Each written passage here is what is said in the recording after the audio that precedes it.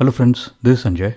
In this video, I will talk about how to prepare for the All India Bar exam, why people fail in this exam, and what are the best strategies that you can follow during your preparation, and also the strategies to use when you attempt this exam.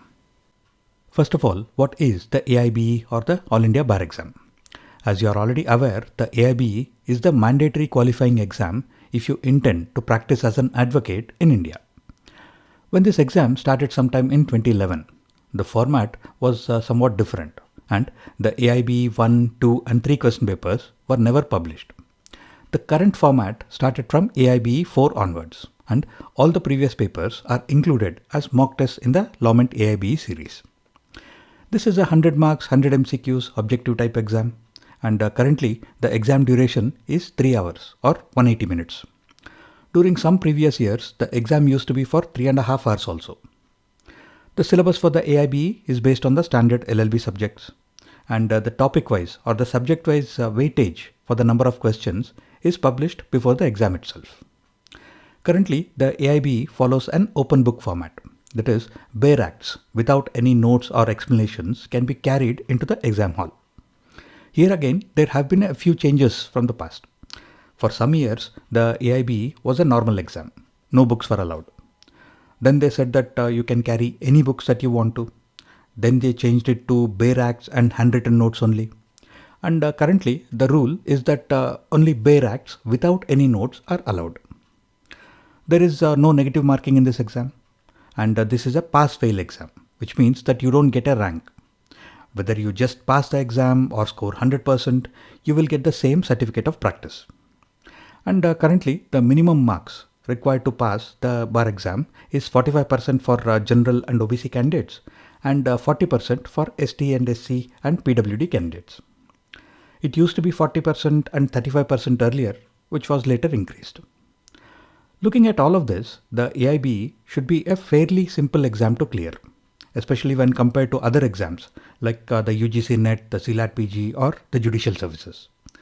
But the reality is something else. In response to an RTI query, the Bar Council of India released the overall numbers for AIBE 18. Out of the 1,44,014 candidates who appeared for the exam, only 69,646 passed. 74,368 students failed in this exam, which means that only around 48.36% cleared the bar exam and 51.64% of the candidates failed. If the exam is fairly simple, then why did more than 50% of the candidates fail in this bar exam? There are 5 main reasons as to why more than 50% of the candidates fail in the bar exam. The first one is overconfidence. Candidates assume that just because the AIBE is an open book exam, it will be easy to pass. If it was so easy to pass, why would more than 50% of the candidates fail in the bar exam? Then there is a lack of preparation and practice, either because the candidates genuinely don't have enough time to prepare due to work pressure or personal commitments, or the lack of preparation may be intentional because of overconfidence. Then there are candidates who put in the effort to prepare, but they are following the wrong preparation strategy. And then there are candidates who failed because they do not use the proper strategy while taking the exam. And this again is attributable to lack of practice. And finally, students don't make themselves comfortable with using physical printed books for reference. These days, we just use soft copies or PDF documents for everything. So we lose touch with using physical documents. Practicing with printed material is also very important for the bar exam. In fact, even a couple of years ago, when I made a video about the bar exam, I mentioned that many candidates seem to be taking the bar exam very lightly. And unlike other exams, which you might decide to skip, you don't have a choice with the bar exam. If you wish to practice law, you will have to clear this exam sometime or the other. With a little bit of effort, you can clear it in the first attempt itself, especially because you will have to spend around 3,500 rupees as exam fees for every attempt. Before we discuss in detail the reasons for failing in the bar exam, let me first answer one very important question that I have been asked quite a few times in the past. Should I take the bar exam now? Well, you may not be planning to practice immediately. You may be preparing for other exams. you may have plans for pursuing other career opportunities. But my sincere advice is that if you intend to practice law anytime in the near future and you have the opportunity to take the bar exam now, do it. In fact, I would strongly recommend that you should take the bar exam as soon as you graduate, especially if you are preparing for CLAT PG, LLM entrance, UGC NET or judicial service exams, because this preparation for the bar exam will help in those exams as well. The more time that elapses after your graduation, the more effort you will have to put in for your bar exam preparation. Over the past couple of years, you would have seen that various PILs have been filed about the bar exam, and it is very likely that sometime in the near future, there will be changes in this exam, such as introduction of negative marking, making it a closed book exam, etc. And also the LLB syllabus itself will change, which means that you will have to prepare as per the new syllabus. So my suggestion is that you should take the bar exam as soon as possible after your graduation. Coming back to the reasons as to why candidates fail in the bar exam, the first and the main reason is overconfidence. The bar exam is an open book exam, so candidates assume that it is a very easy exam to pass. First of all, you are allowed to carry only bare acts without any notes. And if you check through the recent previous papers, you will see that all the questions were not from within the bare acts that you could carry. And going through the recent papers will also show you that out of the 100 MCQs, just around 60 are direct questions from the bare acts. 14 to 15 are interpretation questions, which can be answered by interpreting the bare acts. And 24 to 25 are external or case law based questions, which cannot be answered by using the bare acts alone. And also, physical documents don't have search or control F. And candidates end up wasting a lot of time in trying to find the answers from within the bare acts, especially in lengthy documents like the CPC or the CRPC. Not being comfortable with physical documents is another important reason for failure in this exam. So you need practice to become comfortable with the structure and the layout of the physical copy of the bare act, so that you can quickly go to the relevant part and find the answers. As I mentioned, though the AIBE is an open book exam, not all the answers will be within the books that you can open. Only around 60% are direct questions, and these are some examples. The acts are clearly mentioned in these questions, so you just have to find the relevant sections and you will be able to answer these questions. Then there are interpretation questions. You will have to read the questions, read the information within the bare acts, and do a little interpretation to identify the correct answer. For example, this question is about when this limit was removed from section 125. Now, section 125 does not mention any limits because it has been removed. And here you can see that some words have been deleted. And the footnote says that certain words were omitted in 2001. So you can safely assume that the words that were removed in 2001 should be regarding these limits because there is no mention of any other omissions. This is another example. It is asking about which Amendment Act made this provision. If you practice and become familiar with the CPC, including the orders and the rules, you will see that there is such a provision, which means that option D can be eliminated. And the footnote in the bare act says that this rule came into effect in 1977, which means that 99 and 2002, which are later amendments, can be eliminated, and 1976 has to be the correct answer. These are some questions that are based on the illustrations or the examples given under some sections. In some cases, they will just make some minor changes, like changing A into X or Z into Y. Since the section numbers are not mentioned here, you will have to identify the relevant section and find the illustration or the example, and then you can answer these questions. These are examples of completely external questions, and these can be answered through your general legal awareness, or if you remember the theory when it was being discussed during your LLB classes.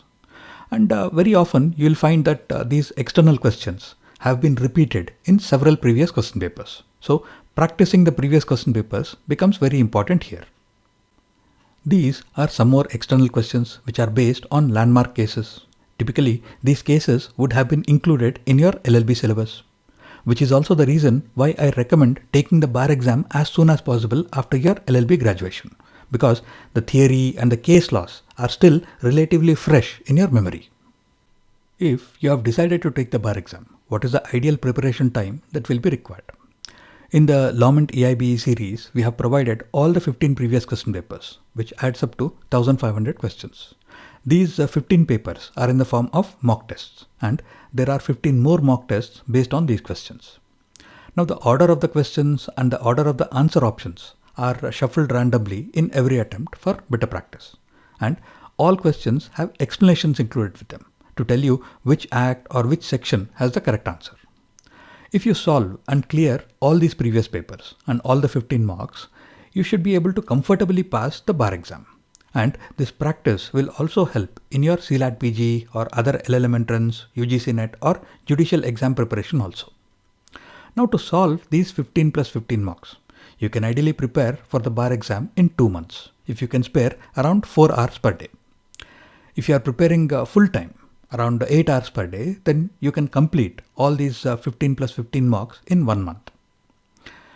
If for any reason you have to do a crash preparation, then you can prepare for the bar exam even in 15 days, as long as you can solve at least 2 question papers or mocks per day and complete all the 30. If it has already been 2 years or more since your LLB graduation, then you should add another 15 days to these timelines, because you will take some time to pick up speed. Now, solving all the previous papers is an absolute must, because the practice will make you familiar with the bare acts, and you will be able to quickly figure out which act, which section has the answer that you are looking for. Practice will also help you decide the order in which to answer questions. For example, if you realize that you are more familiar with the family law and company law, then you can answer those questions first before answering questions from other acts. You will also see that a lot of questions have been repeated from previous years. Sometimes they are exactly same, and sometimes they are very similar with a few minor changes. So practice will help you answering a lot of such questions. And most importantly, solving all the previous papers and the mocks using physical bare acts in exam conditions will make you comfortable in finding the answers without using the search function. Let me also add that the LawMint series can be accessed on mobile devices or on laptops or on desktops. So you can practice anywhere. And as I mentioned, explanations like this are included for better clarity on the correct answer. There is also a free demo mock test that you can try before you buy. When you go into the exam hall and start taking the bar exam, what are the strategies that you can use? First of all, you should remember that your objective here is to pass the exam. There is no rank and there is no need to score very high marks. If you just answer 45 questions correctly, you will clear the bar exam. Add another 20 questions as a margin of safety, which means that you should target to answer 65 questions correctly. Rather than trying to answer all the 100 questions within the 180 minutes and making lots of mistakes under pressure, your first priority should be to answer 65 questions correctly. This approach will give you more time per question, and you can also take the exam with less tension. After you have answered the 65 questions, you can go back to the questions that you have skipped and attempt another 15 questions or so. You can either find the correct answer or use an elimination or a guesswork strategy to identify the best answer. And remember, there is no negative marking in the bar exam. So in the last 5 or 10 minutes, answer all the remaining questions, even if you just have to take a wild guess or select a random answer. Since time management is very important in this exam, this approach of targeting only 65 questions first will help you a lot. By focusing on the target questions, you will get more time per question. Answer all the direct questions and the interpretation questions first, and then you can spend time in answering the external questions. Practicing all the previous papers will help you decide which approach works best for you. Practicing all the previous papers and the mock tests will also help you in deciding what is the order in which to answer the questions. It can be based on the weightage given to specific acts, so Constitution first, CRPC and CPC next. It can also be on the basis of your familiarity with the acts. If you are more familiar with the CPC and family law, you can answer all CPC questions first and then family law questions, and then move on to the other acts. You can also consider the size and the complexity of the acts to decide the order. For example, IPC and the Evidence Act both will have 8 questions each. But the Evidence Act is a shorter document and a less complex act. So you can choose to answer Evidence Act based questions first. Practice with the previous papers and the actual physical bare act books, and this will help you in deciding which is the best order that works for you. Which brings us to the question, which books to buy? Practically speaking, you will use these books only for this exam, after which you are not likely to use them again. So don't spend too much on buying the most expensive books. You will get a good set of bare act books within around 1500 rupees or so. There are plenty of options available on both Flipkart and Amazon. The prices on Amazon seem to be more reasonable, so compare both the websites before you decide. And remember, the bare acts are same for all publishers.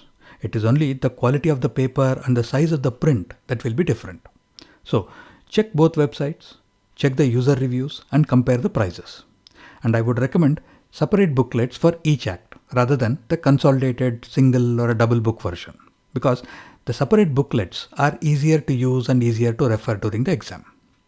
Since footnotes are also very useful in answering the questions, the footnotes should be included in the bare acts that you purchase. And if you know any seniors who took the bar exam recently, ask them for the books.